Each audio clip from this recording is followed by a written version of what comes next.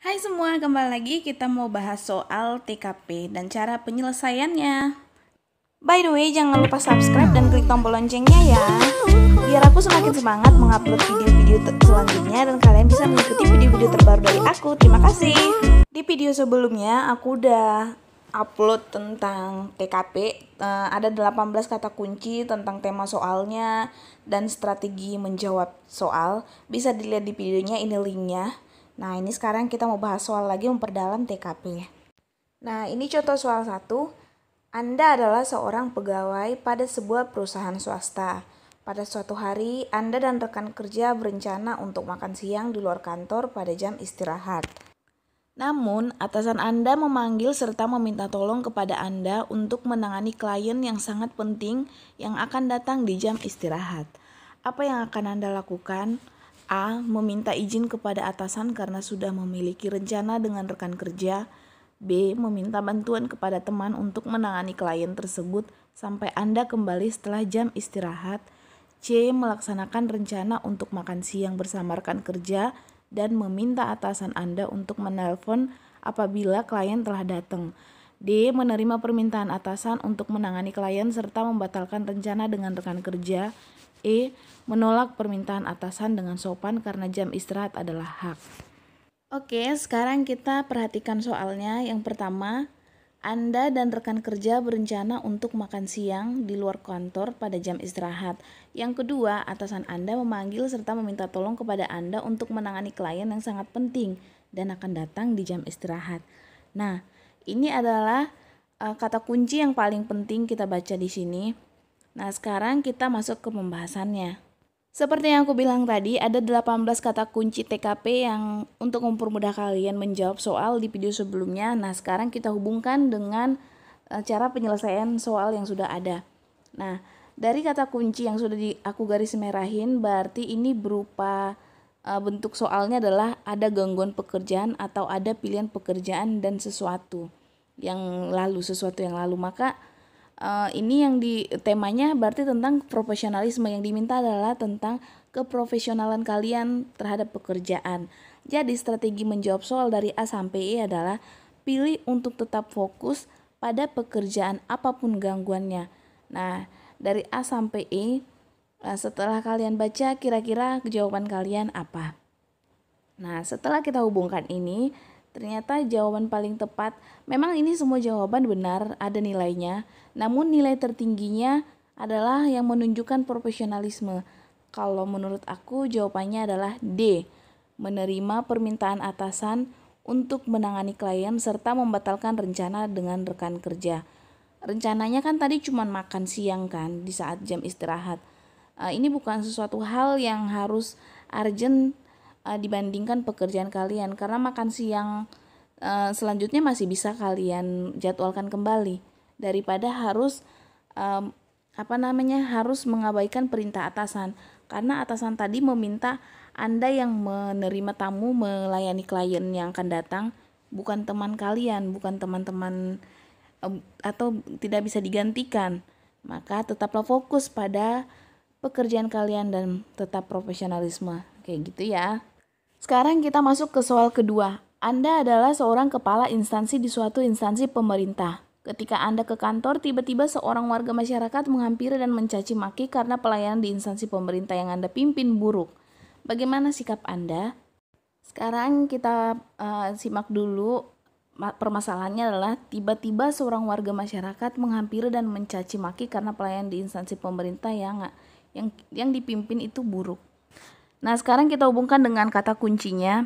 Artinya ini temanya tentang pelayanan publik, karena permasalahannya di dalam soal adalah terdapat unsur kebijakan publik di mana ada keluhan warga tentang pimpinan, tentang instansi yang dipimpin adalah buruk. Jadi berupa kebijakan berarti ya. Terus strategi penyelesaiannya adalah pilihlah jawaban dari A sampai E yang menunjukkan ciri yang paling menguntungkan buat banyak orang, buat masyarakat. Nah, sekarang kita lihat ke jawabannya yang A. Berusaha tidak marah meskipun dicaci maki dan tetap mendengarkan keluhannya. Ya, benar juga. Ketika warga komplain, kita nggak boleh, kita harus, walaupun dicaci maki, kita harus tetap tidak marah dan tidak membalas cacian si warga tersebut, tapi kita harus mendengarkan keluhannya agar kita tahu permasalahannya di mana. Yang B, tetap tersenyum dan tetap mendengarkan keluhannya. Nah, boleh juga, tapi saat warga komplain, kita nggak boleh meresponinya hanya dengan tersenyum dan mendengarkan keluhan. Kita harus mendengarkan seperti menunjukkan sikap kita sopan dan mendengarkan keluhan si warga tersebut. Yang C, menasehati warga masyarakat tersebut agar tidak boleh mencaci maki. Ketika warga komplain, kita nggak saat momen komplain itu kita nggak berhak, tidak berhak, tapi tidak tepat waktu kita untuk menasehati. Yang ke D, minta maaf dan mendengarkan keluhannya. Ya, ini benar. Yang ke E, menahan emosi dan mendengarkan keluhannya. Ini juga benar. Jadi kalau A, B dan E, sepertinya A, B, D, E itu benar ya. Tapi kita harus pilih nilai tertingginya di mana. Karena ini kan nilai tertingginya 5. Maka kita lihat strateginya adalah yang menguntungkan masyarakat, menguntungkan banyak orang. Menguntungkan banyak orang ini bukan hanya menguntungkan masyarakat teman-teman, tapi menguntungkan instansi kita juga, karena kita seorang pelayan publik, apalagi kalau seorang atasan. Jadi ketika seorang warga atau masyarakat atau pelanggan yang komplain dengan pelayanan kita, maka walaupun kita dicaci maki, jangan kita respon dengan marah. Tetap kita tampilkan perilaku yang sopan agar sampai apa keluhan si warga tersebut dan kita tahu permasalahannya di mana. Nah, setelah kita dengar, kita minta maaf. Setelah minta maaf, nanti kita sampai di kantor atau ketemu dengan permasalahannya, maka kita bahas di instansi dengan rekan kerja gimana solusi dari permasalahan tersebut. Maka jawaban yang paling tepat adalah D, meminta maaf dan mendengarkan keluhannya, yaitu keluhan si warga. Sekarang kita masuk ke soal ketiga. Ketika menghadapi kegagalan saya ... Nah, menurut kalian jawabannya apa? Nah, sekarang kita langsung aja ke penyelesaiannya menurut kata kunci yang sudah aku share. Nah, inti daripada soal ini adalah tentang kegagalan. Artinya, kalau kita lihat ke kata kunci, kalau ada ujian misalnya gagal dalam ujian atau terjadi kerugian perusahaan atau bangkrut, maka di sini maka bentuk soal seperti ini yang diminta kalian itu untuk menilai kemampuan mengendalikan diri. Jadi, strategi kalian untuk menjawab soal ini harus memilih pilihan yang mencerminkan dan menerima kesalahan kalian. Tapi lihat kembali lagi jawabannya. Kalau misalnya menerima kesalahan tapi nggak mau bangkit lagi atau malah menyalahkan orang lain, itu bukan jawaban yang paling tepat. Nah, kita bahas satu persatu. Yang A, saya merasa itulah kemampuan maksimal saya. Ini artinya dia menerima memang kalau dia gagal karena kemampuannya nggak maksimal. Nah, tapi dalam artian ini adalah pandangan yang negatif karena dia menyerah dan berarti dia nggak mau memperbaiki. Yang B, saya dapat segera bangkit dan memperbaiki kelemahan saya. Ini masih persepsi yang positif karena dia menerima kesalahan, menerima kelemahannya, namun dia mau bangkit lagi. Yang C, saya merasa diri saya kurang mampu dan lebih buruk dari orang lain. Nah, ini juga terlalu merendahkan dirinya tapi nggak ada motivasi untuk bangkit. Yang D, saya membutuhkan waktu lama untuk membangkitkan kembali semangat saya. Nah, orang yang seperti ini memang menerima kegagalannya tapi terlalu lama untuk berdiam diri. Yang E, saya dapat bangkit kembali asal ada teman atau keluarga yang mendukung saya. Nah, ini adalah pernyataan yang salah. Karena gini teman-teman, kalau kalian mendapatkan kegagalan ketika ujian, ya iya memang mungkin ada di suatu posisi kalian gak menerima. Tapi seandainya kalian menerima, bukan berarti kalian mengharapkan harus ada yang motivasi baru saya bangkit lagi. Nah, kalau ternyata teman dan keluarga sudah gak ada lagi tapi kalian gagal, kira-kira mengharapkan siapa yang untuk motivasi? Berarti diri kalian sendiri. Jadi ini adalah pernyataan yang negatif, tidak menggambarkan tentang kemampuan mengendalikan diri. Maka dari A sampai E jawabannya adalah B. Saya dapat segera bangkit dan memperbaiki kelemahan saya. Sekarang kita masuk soal keempat. Sebagai seorang pemimpin kelompok, ketika membagi tugas, saya akan langsung aja kita ke pembahasan sesuai dengan kata kunci TKP. Nah, ini salah satu 18 kata kunci dalam menyelesaikan TKP, maka kita lihat soal bahwa diminta sikap seorang pemimpin dalam membagi tugas. Nah, kita lihat ke kata kunci penyelesaian TKP. Kalau bentuk soalnya ternyata situasi dalam kelompok.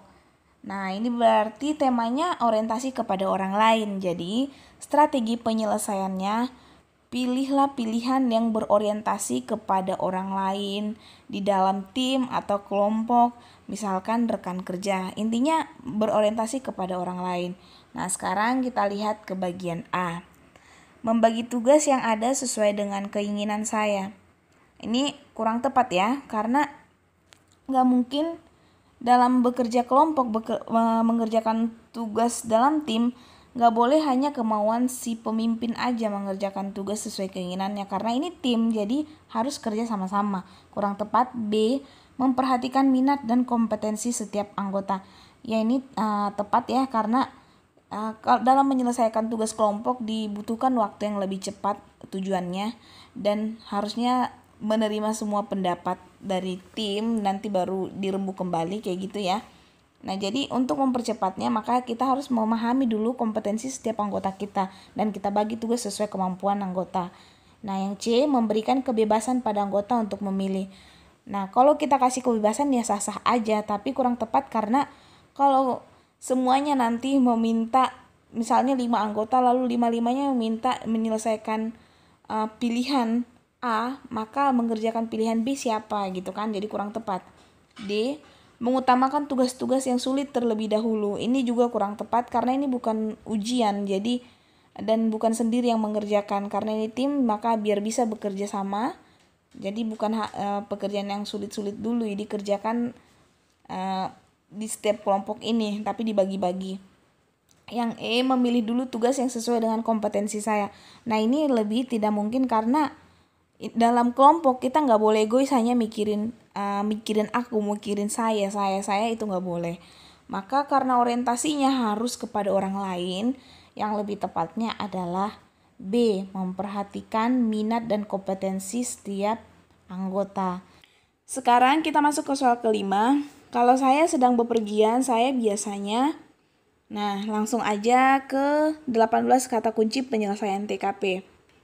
Nah, di sini dijelaskan kalau pertanyaannya berbentuk misalnya ada hal baru yang masuk, entah itu atasan, sistem yang baru, atau rekan kerja baru, atau kita masuk ke lingkungan kerja yang baru, ataupun ke lingkungan yang baru, maka ini temanya tentang kemampuan beradaptasi. Jadi yang dinilai apakah kalian mampu beradaptasi, kayak gitu loh teman-teman. Nah, kita lihat soal. Kalau yang ditanyakan adalah kalau saya sedang bepergian, saya biasanya gitu. Nah, artinya teman-teman sedang bepergian ke tempat yang baru, maka cara menjawabnya, strategi menjawabnya, pilihlah yang mencerminkan. Misalnya kalian adalah ada di tempat yang baru, pilihlah yang mencerminkan supel, adaptif, komunikatif, dan mau mencoba hal yang baru yang ada. Jadi di sini yang diminta itu adalah cepat beradaptasi. Nah, sekarang kita lihat ke A. Saya biasanya A, dapat menikmati perjalanan dengan sepenuh hati. Ya, boleh. B, merasa tidak senang karena sering ingat rumah. Kurang tepat ya, karena tidak mencerminkan mampu beradaptasi. C, jika suasananya tidak menyenangkan, saya jadi ingat suasana rumah. Ini juga kurang tepat. D, sulit menikmati perjalanan. Kurang tepat. Dan E, membutuhkan waktu untuk dapat menikmati perjalanan. Jadi teman-teman, yang kalian perlu jawab itu adalah sesuai dengan strategi menjawabnya. Bukan berarti, memang sih yang ditanyakan ini saya biasanya, kepribadian teman-teman. Tapi teknik menjawabnya jangan sesuai dengan kemauan kalian. Karena di setiap jawaban ini memang semua ada nilainya. Tapi yang terbesar itu nilainya harus sesuai dengan tema, sesuai dengan strategi, sesuai dengan bentuk soalnya. Maka yang mencerminkan jawaban ini adalah A, karena memang menunjukkan sifat kemampuan beradaptasi. Nah, gampang kan teman-teman untuk menjawab soal TKP ini. Yang penting kalian bisa menguasai kata kunci 18 kata kunci TKP yang sudah aku share di video sebelumnya. Bisa teman-teman buka lagi. Atau di akhir video ini aku bakal share 8 kata kunci penyelesaian TKP dan 10 lagi kalian bisa lihat di video sebelumnya. By the way, nanti di video selanjutnya aku mau bahas masih tentang soal SKD dan SKB. Jangan lupa klik subscribe ya teman-teman. Terima kasih sudah menonton. Jangan lupa subscribe. Buat teman-teman yang mau kasih dukungan subscribe dan klik tombol loncengnya untuk channel YouTube aku, tapi terhalang karena lupa email dan password, bisa klik YouTube kalian di handphone, terus masuk ketik nama Jus Nyambari tadi pencarian. Setelah muncul video ini, klik yang ada gambar foto aku, terus klik subscribe atau buka video aku dan klik subscribe dan klik tombol loncengnya. Terima kasih teman-teman.